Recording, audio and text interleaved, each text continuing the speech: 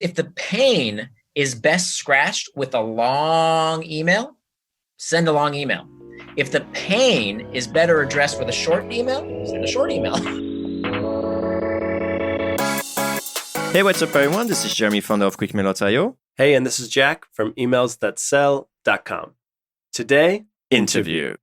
Hey, Jack, just before we start, I've been doing some thinking lately. You know, our podcast won't be legit until we have a sponsor, right? Okay, but haven't we been turning down sponsors? I know, but it's hard to recommend something you and I don't use often, and we're already promoting the crap out of our services. Fair point, but what about the course we just released? Wouldn't you recommend that to our listeners? Yeah, for sure I would. All right, so how would we start? Well, for starters, I wouldn't mention that it took us over a year and 3 trips to Japan and Switzerland to record the thing. All right, let's not do that. But at minimum, I would want to mention where they can find the course. Like, let's put it to, course.quickmail.io. Would that work for you? It works, and then I could share what a few of those early students had to say about it.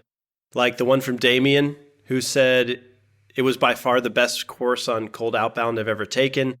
Or what did Chris say? The week on sales research and targeting prospects blew my mind. Yeah, we definitely want that in there. Yeah, I like it. It's kind of too easy. You know, people always say nice things when they get results. And at some point, we're going to have to come up with some hard sell copywriting materials of our own. And you know, I'm not that great at that. So I don't know, what would you put on the page? Okay, how about this? Imagine that instead of getting ignored by prospects day after day, you could just follow a course that shows you how to book meetings with dream clients and automate the entire outbound process so you can focus on closing deals and scaling your company. Plus, there's that money-back guarantee and the 8 modules and the bonus podcast interviews. But so far, so good? Yeah, I like it, man. But you know, I like your style. So anyway, all right, it's getting a bit late. So can we podcast now and review that later? Yeah, but at least promise me that course.quickmail.io is finally live and people can finally try out the course right now.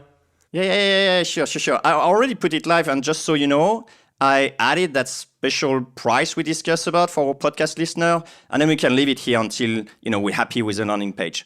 Sounds fair enough? Yeah, let's do it.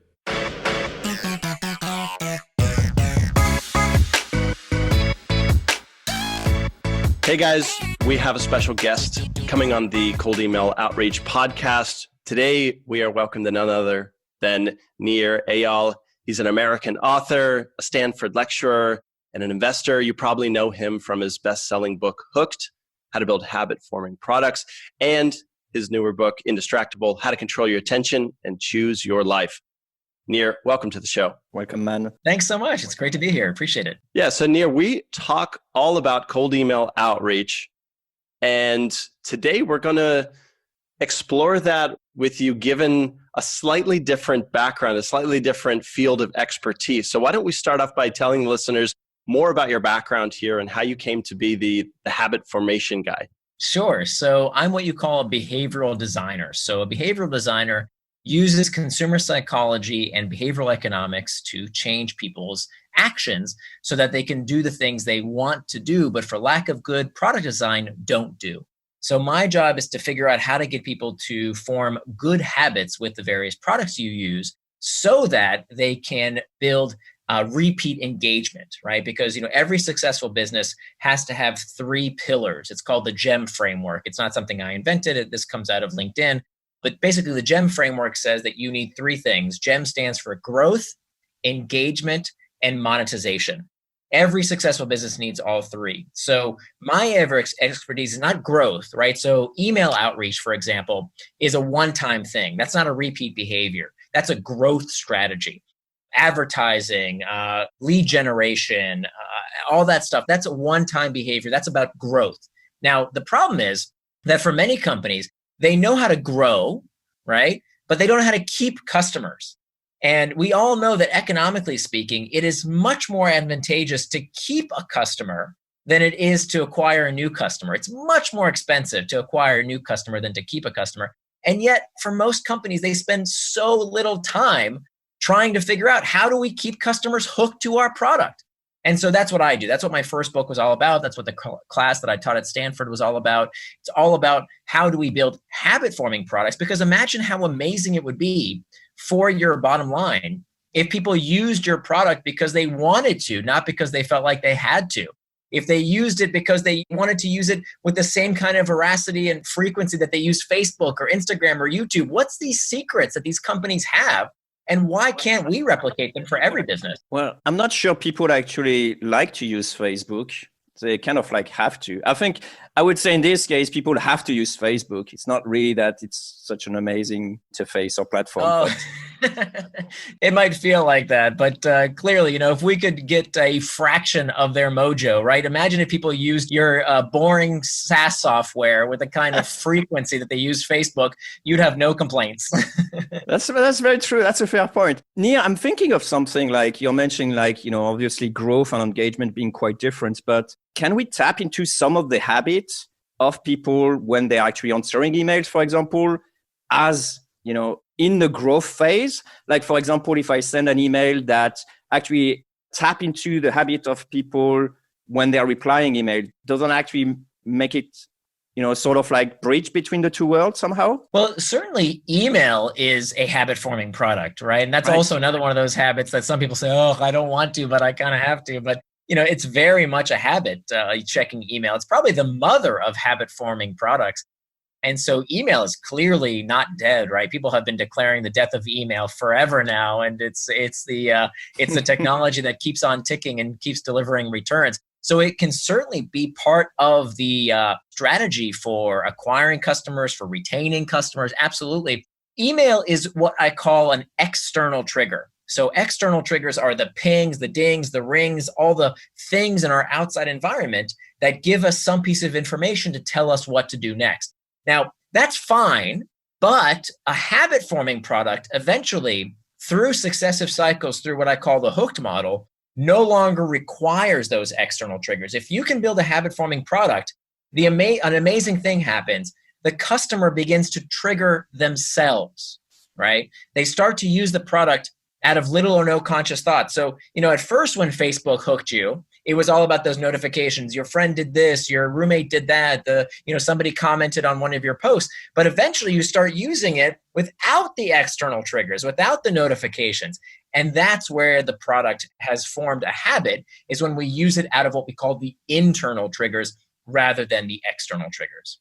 So Nir, I'm curious, when does this habit formation begin? Like, I'm going off what Jeremy just said, like maybe there's something with an email and you just covered that, but then what's the very first touch point that someone like yourself can say, okay, here's where this whole process starts. Here's where the hooked methodology can start to be implemented. What's that first customer touch point? Sure. So it's with any behavior that repeats, right? With any repeat engagement. So for example, onboarding is not a habit, right? Onboarding is all about the stuff that you have to do. It's a growth strategy, right? Getting the customer in play so that they can engage with the product frequently. Because if you think about, SaaS software, educational software, health software, and not just software, I keep saying software, but this applies offline just as much as it does online. Any kind of product that has a repeat engagement that occurs with sufficient frequency can build a habit, but it's really about this domain of the behaviors that occur more than once, the stuff that happens again and again. That's really where we want to use these strategies. Now, for singular behaviors, you can still use behavioral design. There's a lot of principles from consumer psychology, behavioral economics for first-time behaviors, or one-time behaviors, I should say. So there's, for example, Lewin's equation says that our behavior is a function of a person and the environment. And so one of the principles that we teach, that people are more likely to do something the easier the thing is to do. It's called increasing user ability. So one of the things that we constantly look for. Sorry, let me just break that down. So someone is more likely to do something the easier it is. Exactly. I have to make a quick aside for the cold email idea or takeaways here. Nir, do you think that means the easier our first email is for that prospect to answer, sure, the more likely they're going to be reply? Okay, so folks, maybe you want a very easy call to action.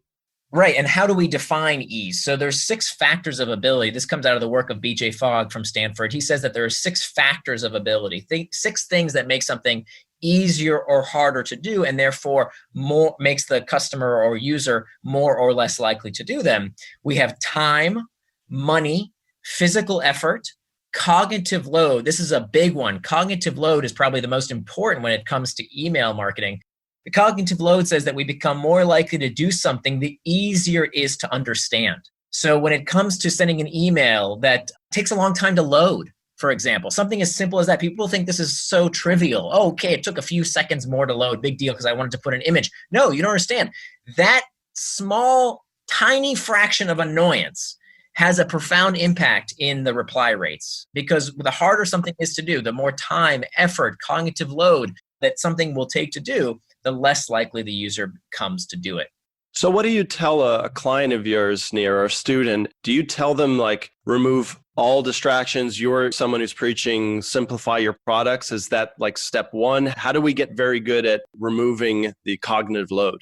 Yeah. So that's actually step two. Step one is about understanding what your user's internal trigger is. This is very important for anyone designing any sort of behavior.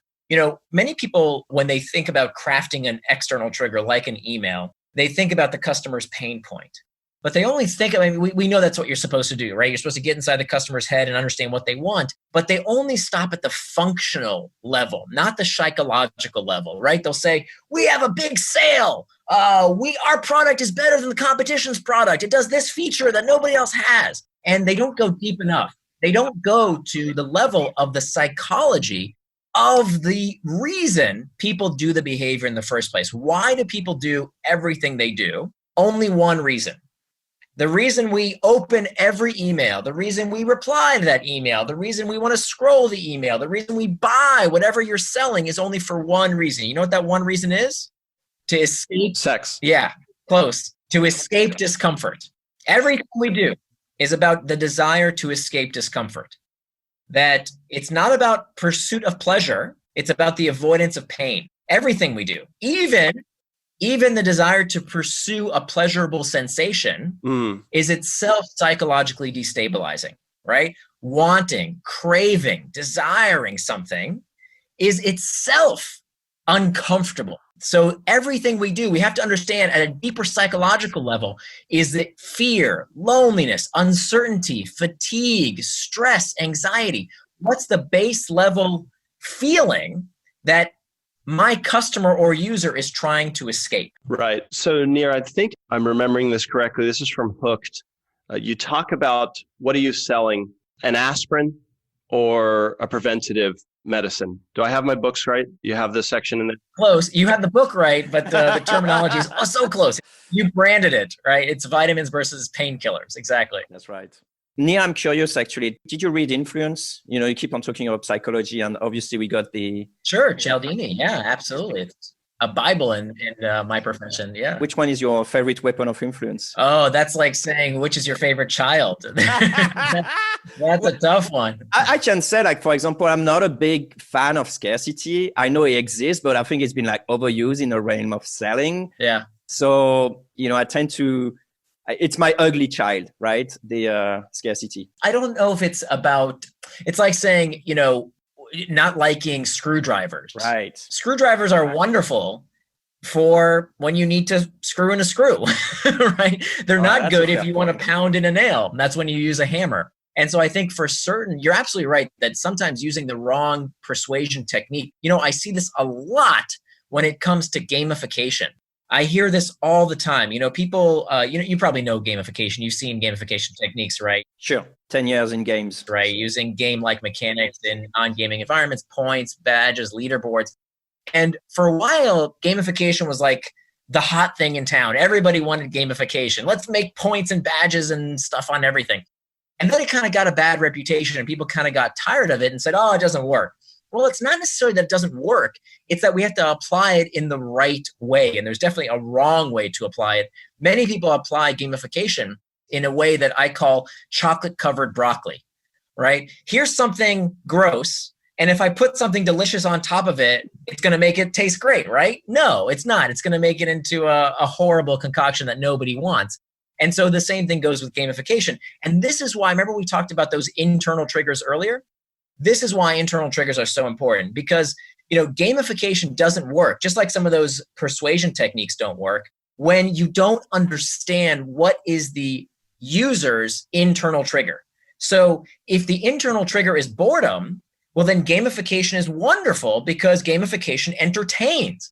But imagine you put gamification into a product whose internal trigger is about relieving anxiety, right? A dashboard, a marketing dashboard. Okay, you sell SaaS software that gives people a marketing analytics dashboard. I don't freaking want points and badges in my marketing dashboard. I want assurance that my money is being well spent, right? This is why it's so important to understand first and foremost, what is your customer's itch on a psychological level? Because only then do you know the right tool for the job. I'm not sure if we covered this before, but Jeremy's background is in video game design. So now that he's like product designer and developer, he's probably the guy for that. I'm guilty of not putting, a game into my own SaaS product. Maybe I should put a Pac-Man or some stuff. No, it shouldn't be there. I think it's many times it's really annoying. It's a cute little ego boost for the developer, but honestly, like for a lot of enterprise products, it has no place. It's silly. It's all right. As a copywriter, I'm really interested to hear what psychology says about the strongest real benefit. You mentioned that the real reason someone does anything is to remove discomfort. So a headline that is benefit driven, become the next best-selling author in your field. Do you think psychology says that's a little bit weaker than saying, here's what you need to know if you don't want your next book to be a flop? Great question. Well, it's really about understanding the customer's state. And so it's not so much about offering a benefit versus offering a threat. I'm not advocating that there's always a right way to write a subject line. It's about understanding what the consumer really wants, right? At the end of the day, these type of questions are best left to the customer, not to the experts, right? Just test this stuff. It's so easy to test it. Do you test it or do you interview customers? How do you come to this realization? Well, today with something like that, like a headline, you can absolutely do A/B testing. It's incredibly easy these days. When you start with the psychology, that's when you open the aperture, right? This is what oftentimes happens is when somebody says, oh, my company makes such and such, then the option set of what you can do for your customer is very narrow, right? We do ERP software for our customers. That's it. Well, but if that's where you stop, you can only get so far. Whereas if you go deeper and understand, wait a minute, what is the customer's psychological states? What do they really want? What's the psychological itch that we need to relieve for them? Then the aperture becomes very wide. And sometimes what we give people is not just the product itself. It can be all kinds of ancillary benefits that we provide for people. Many of them don't cost us anything, but then we have the biggest possible option set of how to scratch that itch. I wonder if both of you guys would be game for this. Can we pick on QuickMail for like a very mini, like watching Nir like extract some of these conclusions? What do you mean exactly, Jack? Well, Nir, you said like, let's pick like, I don't know, they're selling some enterprise software and they think this is all we do. Hypothetically, yeah. So we're not talking about like a Fairyland surfboard company that, sells surfboard lesson or stuff like that, right? We're talking about like a software product. So we can take that as an example. Yeah. Nir, can you pick on Jeremy's company and just like maybe go like 2 or 3 questions deep here so our listeners can really grasp this? Sure. Okay. So let's see. What's the internal trigger? Oh, I'm sorry. My Wi-Fi just doesn't work very much. You have to go to dinner here? I'm sorry. Is your wife calling? Great talk, everyone.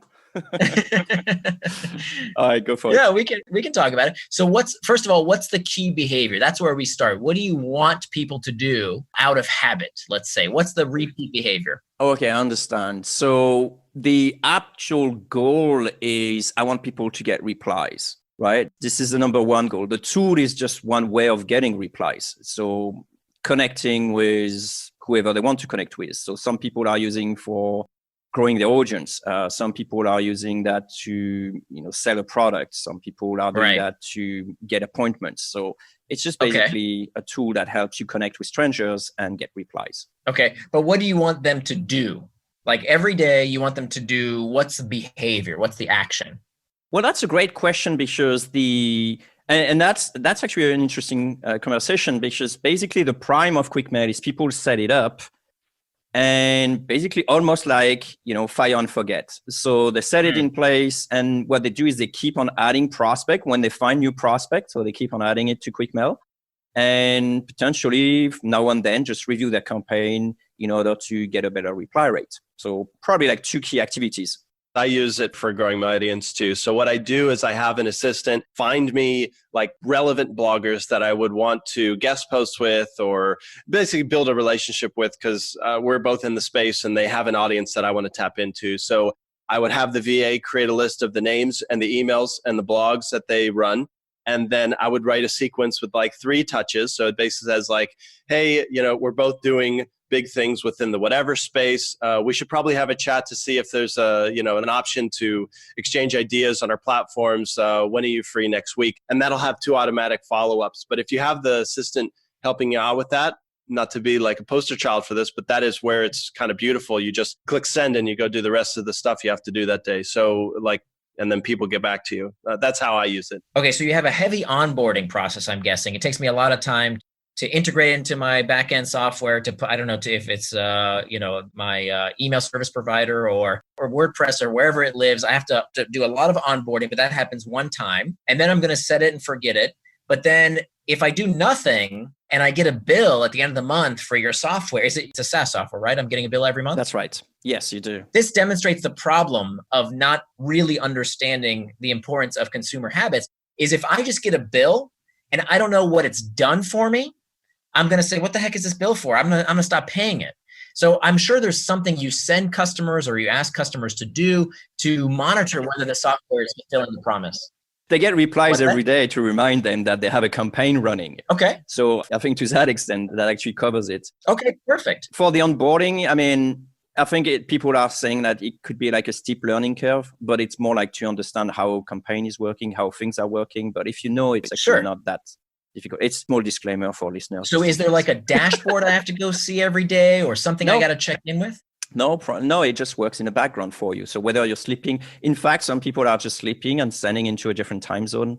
So it's like a robot working for them. And, they wake up on the morning and they have 5-10 replies to go through and they know those replies came from QuickMail. How do I know they came from QuickMail? Because it's your campaign. Your campaign is reaching out to a certain number of prospects and then some of them just going to reply. And because we have follow-ups, this is my key aha moment when I actually developed QuickMail for myself. Is one morning I wake up and I have an email that say, oh, thanks for your persistence. Sorry, I didn't come back to you earlier. And it was I had no freaking idea who that person was. But believe me, I was very happy to receive this email. So I see. Okay. And it came from QuickMail. Yeah. So let's say for you, for example, let's say, okay, maybe not anymore, but maybe we have 200 publishers, book publishers. You want to cold email them and say hey, are you interested in a book speaking about XYZ? Where should I send you my manuscript? You would actually do that into a cold email, potentially adding some personalization and then just letting the thing on autopilot. And technically you'll pay every month because you're happy to receive some replies from publishers. Right. And so you keep sending people emails until they reply back. And if once you've exhausted that list, do I have to give you more emails? How do you find? Yeah, that's a slight difference between QuickMail and other software similar. So in other software, you usually prepare your list and then you run it and then that's it. With QuickMail, you actually just keep on pumping on adding new prospects into your campaign. So maybe today I find 10 new prospects I couldn't reach out to. So you add them into your campaigns. And then you just leave your campaign, keep on running. So you kind of refill the tank, basically. Okay, perfect. Okay. So they have to do that on a regular basis? They have to refill the tank? Yeah, sometimes. Okay, yeah, sometimes. Great. Because basically you can upload 10,000 prospects or 1,000 prospects and then send only 20 a day. Right. Okay. So it will take time until, you reach out to the end. Okay. So let's break this down. So there's 4 steps to the hooked model. We talked about step 1 is about the triggers. And we have 2 types of triggers, external triggers and internal triggers. That's right. We have step 2 is the action phase. This is where you have the simplest behavior done in anticipation of a reward. Step 3 is the reward itself. And this is where we have what's called a variable reward. There's some kind of uncertainty, some kind of mystery, almost a slot machine-like mechanic that keeps us checking and rechecking to see what's new, what's different. And we find this variability in all sorts of products. I'm not surprised that you have a background in game design because this is exactly what's at play is some kind of variability. And finally, the 4th step of the hook model is the investment phase, where the user puts something into the product to make it better and better with use. And that's done through data, content, reputation, any of these things that make the product accrue value the more I use it. So your product is very interesting because you've co-opted an existing very powerful habit around email. So let's take the growth phase aside. Remember we talked earlier about growth, engagement, monetization. So let's say I've been onboarded, right? The first time you've already onboarded me, that happens one time. Now the habit is actually checking my email, right? So every morning, what's the feeling I have first thing in the morning before I check email? What's the feeling, the uncomfortable sensation that makes me want to open email? What do you think that is for your customer? Well, they basically want more business or more appointments. So ideally, they come and say, well, look, how many leads will I have today? How many replied today? Right. Okay. So what's the feeling? Anticipation, maybe. Mm-hmm. Not quite sure if you're going to receive a take a hike type of email or actually, let's do it. Yeah. What would you say, Jack? I mean, you're also getting, on the user side of QuickMail, I'm more on the... For me, it's a little bit like how'd I do? That's the one. Did I get approval from my audience? Am I loved? Do people want more of me, or did I get shut out? Did I get the middle finger from a reply? How'd I do? It's fear. Does the world love me? Right. So it's fear of rejection, let's say. I think the big word in my mind that's at the top of my head right now is uncertainty, right? It's uncertainty. And uncertainty is a very uncomfortable internal trigger. People hate the feeling of uncertainty. If we don't... Well, that's a good point, actually, because a lot of people using QuickMail actually want predictability. There you go. Because they can say, send 20 prospects every day. I got a certain reply rate, which means I'm going to get 2-3 answers every day. That's an interesting realization. This is a hypothesis, right? I'm guessing right now. You would have to test this with your customers to see if that's really what they're experiencing. And there's some methods I talk about in the book on how to do that. But let's say we do some user testing and we find that is actually the root of what our product does, that fundamentally our itch to scratch is this problem of uncertainty. How do we do that? Well, every morning you feel uncertainty about how your business is doing, right? Do people need your product? Are they writing in? Do they care that your product even exists? Are you going to make money this month and be able to pay your bills? All that is the discomfort of uncertainty. What do you do? What's the key action that I do to relieve that discomfort? Well, all I got to do with your product is to open my email. And now I've got all these leads, all these people who have written me saying that they need something. Now, what's the variable reward? The variable reward is, what do they need? I see the subject line in the email that they're writing me back, and it came from you, right? It came from QuickMail. What do they want? And look at the variability that's embedded into this product. It's beautiful. There's, with email or with QuickMail, you have this uncertainty around, does the email say, I want to make a big purchase? Does the email say, I hate your guts? Does the email say, is it urgent? Is it not urgent? There's all kinds of uncertainty associated with email, which is why it's so habit forming. It's just like a slot machine. All that uncertainty keeps us checking and rechecking. Now, the investment with a normal email is to just write back.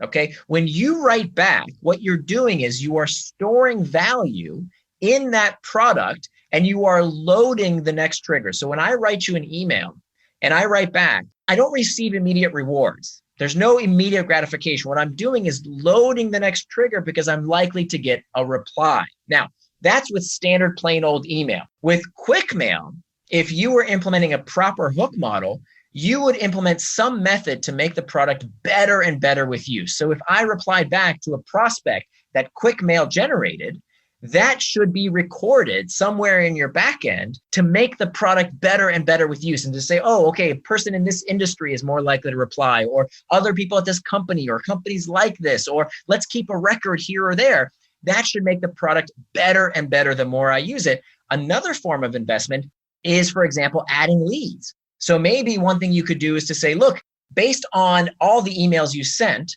out of the 100 that we sent for you, these 10 replied. And so here's another 50 that we suggest. Which ones would you like us to send, right? That would be an example of storing value, the product getting better and better with use. And every time it does that, when it gets better with use and loads the next trigger, that's the external trigger to bring us back through the hook once again. Okay. So that now eventually I'm not just checking email to relieve my uncertainty. Maybe in the future, I go straight to QuickMail every day because I want to see what QuickMail has done for me. Now QuickMail becomes my one and only source to check on my leads, perhaps. How much of a more powerful position might you be in if the habit isn't with Gmail or Outlook? What if the habit eventually becomes, hey, part of my daily routine, part of my habit, even if I don't get any kind of external triggers, to relieve my emotional discomfort of uncertainty, first thing I do every morning is check QuickMail. Yeah, there's a lot of gambling habits here, right? It's like insert the next coin and then try again. So, Nir, that was really cool to watch you walk through that. I want to change topics a little bit. Hook came out years ago. It's a bestseller. We all read the book, right? I'm wondering now, years after the release date, what do you wish maybe you could clarify for your readers right now? Or if there's something new besides the Indistractable conversation, if there's something new within Hooked that you'd write an extra chapter if you chose to. Well, funny enough, we just published a second edition in October. So I got the chance to add some additional content. So now there's some revised. Actually, the model didn't change. There weren't big changes. There were a few typos we fixed. We added a new case study. And so there's a lot more examples in the book because in the past 6 years now, the book has sold 250,000 copies and it's been used in all sorts of industries. And so I wanted to add some more case studies to kind of broaden the applicability of the model. So that's what we've changed. There you go. Happy to go on a session with you for QuickMail. No problem. What? We could add QuickMail. I'm good with that. For a case study. Yeah, for in case V3. study. Yeah, but I think what we were talking about earlier in terms of QuickMail is really interesting because, when you think about a product's role on a psychological rather than a functional level, you see how our aperture opens, right? How we have more possibilities from our business model perspective. It's not that every business has to be habit forming. I want to be very clear. Just because I wrote a book about how to build habit forming products, this isn't magic pixie dust that you pour in every business and you get the next Facebook. That's not what this is about. Now, do you want to clarify this something? Not every business has to be habit forming, or not every business can be habit forming? Both. Right? Okay. That many businesses, so I do a lot of active angel investing. I've invested in 3 unicorn companies out of the 20 companies I've invested in. And many times I will reject companies because my secret sauce is that I can look for the type of companies that use the Hook model to build habits. And many times I'll tell a company, look, you're never going to be habit forming. And the number one reason is because of frequency of use. So if it really is the kind of product that you just don't use, it's very difficult to form a customer habit around because we need a frequency of use of about a week's time or less. That seems to be the cutoff, that if you don't use a product with that level of frequency, it's not impossible, but it's almost impossible to change a customer habit. There are some exceptions, but by and large, if your product isn't used within a week's time or less, very difficult to change a customer habit. So why do I say you don't have to form a customer habit? Because it's not that every company needs to be habit forming. It's that every company that needs to be habit forming needs a hook.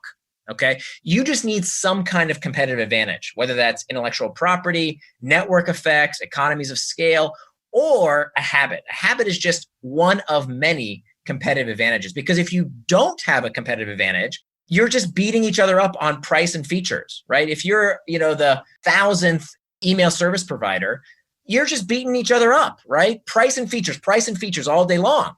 But when you form a habit with a customer, now it's sticky.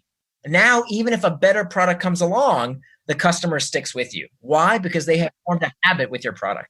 See, I have to maybe disagree with you here. So let's pick on QuickMail again. Let's say QuickMail all of a sudden has a recommendation service that uses input from replies and it generates the next batch of prospects automatically. That's fundamental advantage going beyond features in my book. I think even if that was the case, or if you had some really genuinely uniquely better benefit that you're giving your end users, like that's different than making a habit ingrained, right? I mean, we can compete not on features price if we truly have a better benefit.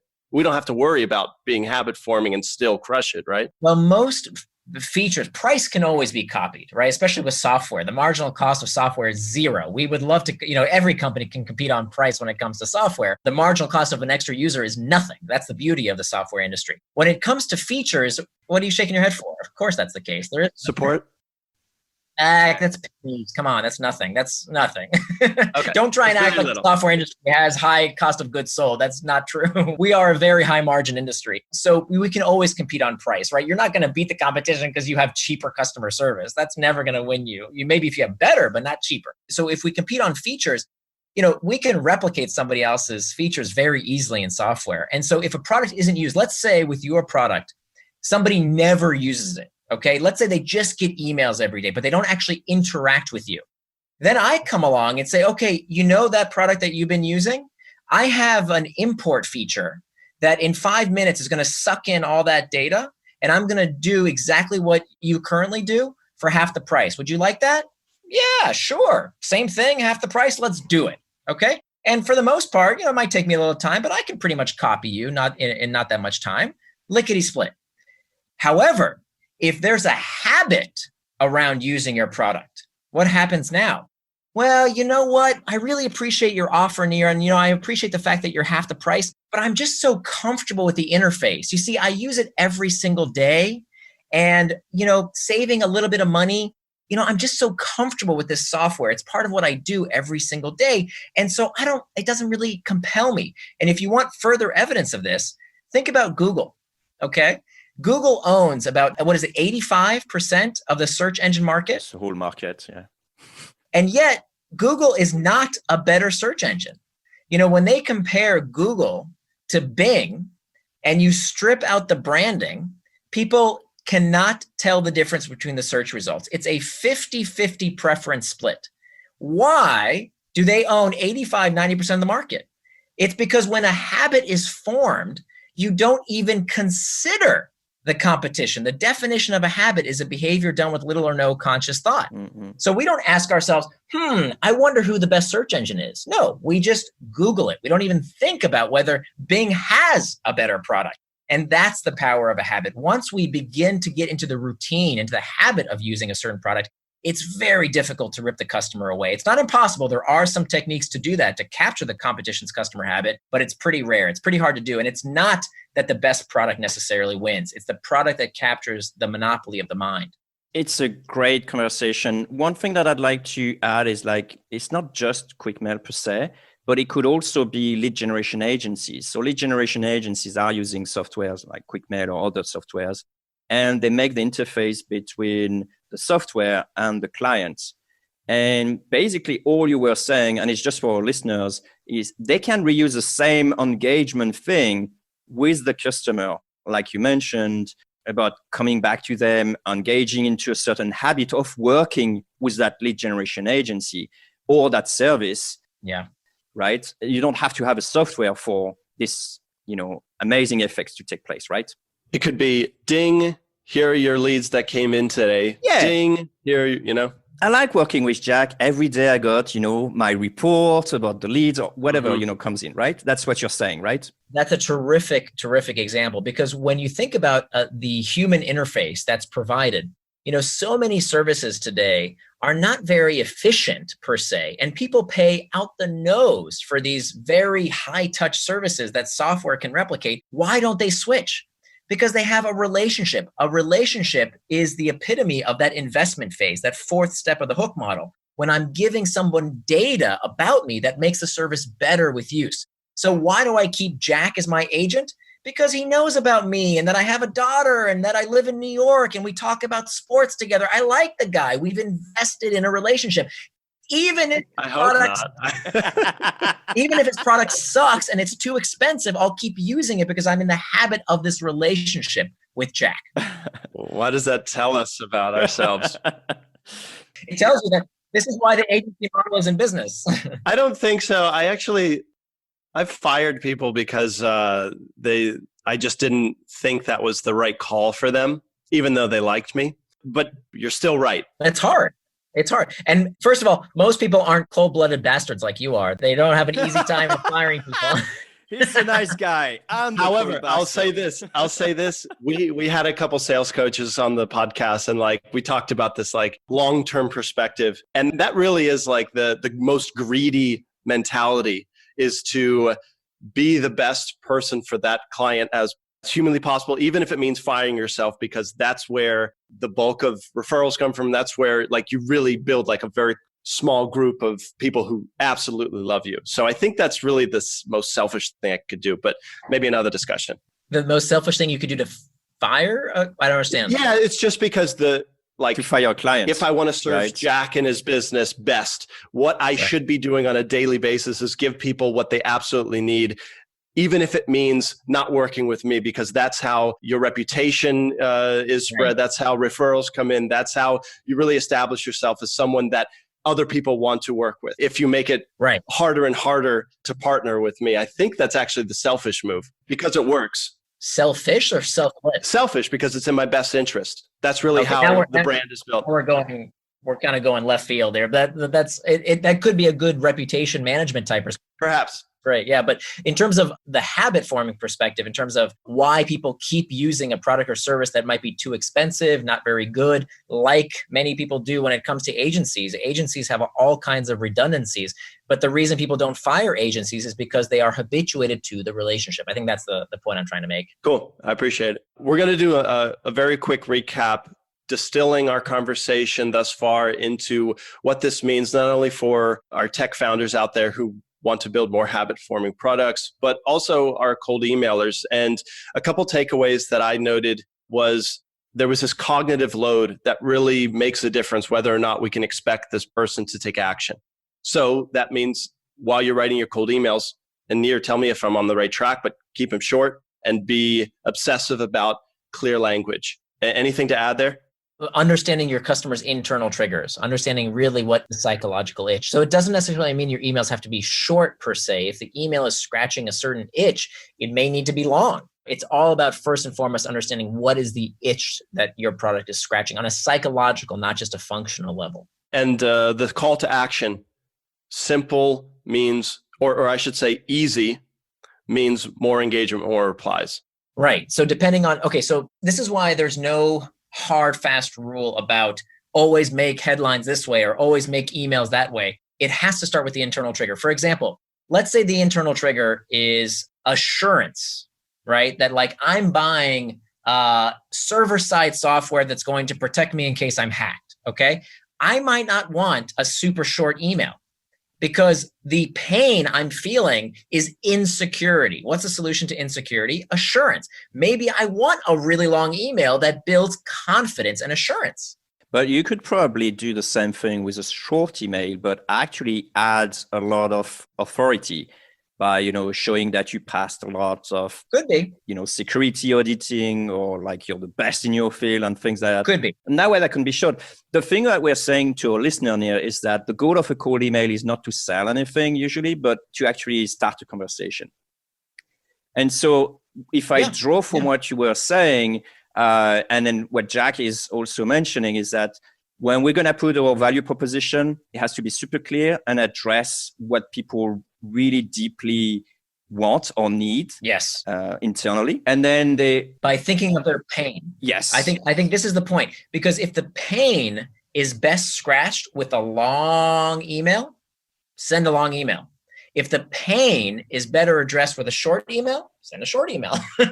It's not about the length of the email. It's about how well it scratches the customer's psychological itch. Okay. Then we have the CTA. You can make it harder if you want sort of like less reply, like pre-filtering, or you can make it easier to actually lighten the cognitive load. So people will feel, it's easier to just reply. If we say like, just reply yes, and we'll get started, then it's easier. I can just reply yes, and we'll get started. In fact, Jad, we got a cheat sheet. I think it's, you can find our CTA list. We got like 100 CTAs. You can find it on quickmail.io/goodies. And the other thing that I picked up on as well is the image loading. Like you say, if the email takes like ages to load because I got, attached a 3 meg video, then maybe that's not worth doing it. Yeah. One question for you one thing that I realized looking at QuickMail data is that the email subject doesn't matter that much. And as we were having the conversation, I was thinking that maybe it's because what supersedes the choice of an email is effectively the habit of going through all your emails. Could be. Right. And I think that's what would probably explain the stats here, where everyone's crazy about like how to draft the perfect, cold email subject. Yeah. Nir, I'm going to ask a question that hopefully you can just give me the driest, quickest answer, because we're going to ask you some book recommendations. But in 30 seconds, help me understand, where do I go for like research if I want to understand psychology, sales better? There's a lot of crap on the internet. Where do I go for quality research if maybe I'm not a PhD or a psych background? Quality research that you can actually apply to your business? Yeah. There's no one source that I know of. Do you guys know of a central repository? I know, academics don't cover email marketing, unfortunately. No, it's okay, because if you want to do a good job of email marketing, sales, business, you need some level of psychological understanding. Right. And there's crap out there. So if you could point us to a place where we can go for reliable psychological research. Or maybe a book, like we were mentioning, Influence as a great book. Yeah.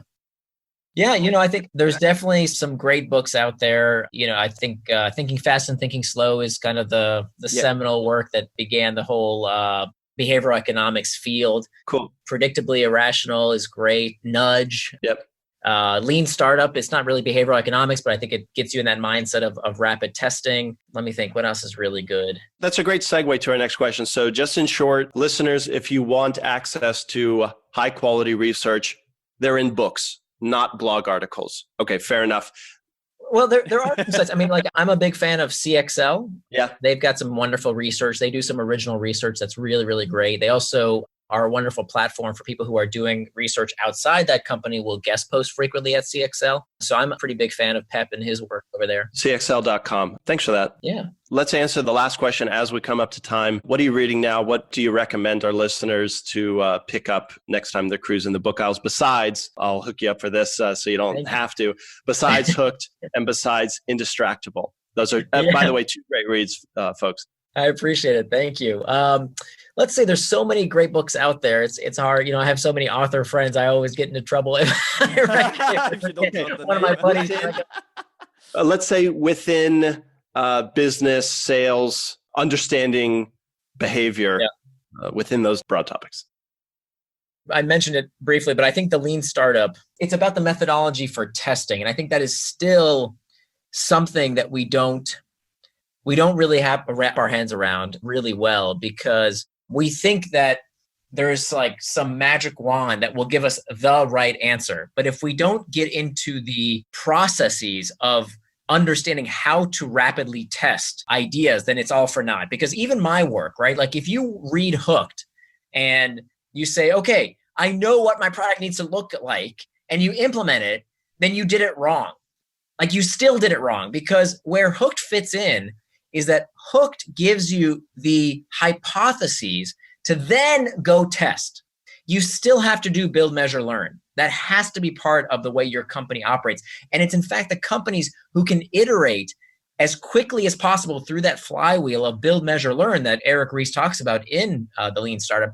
Those are the companies that win. What I tried to do was to fit into that model by generating the hypotheses that we are then going to test. Because the hardest part of build, measure, learn is the building, right? The measuring and learning, that's fun. That takes days. Building takes years and millions of dollars to do at some companies. So we have to really make sure that we build the right thing. So as opposed to building what the loudest person in the room says we should build, as opposed to building what the investors say we should build, or even building what the customer says we should build, right? That many times we actually don't want to listen to the customer because what they say is very different from what they will do. So we still have to have that process in place to have this rapid testing process. Now, we should test based on human psychology. And that's where I think my book comes in, is, it gives you ideas to then test. Well said, Nir. Well, this has been a fabulous conversation about not just building habit formation within your products, but I think you did an outstanding job translating that into some of the cold email tactics that our listeners are definitely going to be able to benefit from. So thank you very much for stopping by. Thanks, Nir. I appreciate it. My pleasure. Thank you so much.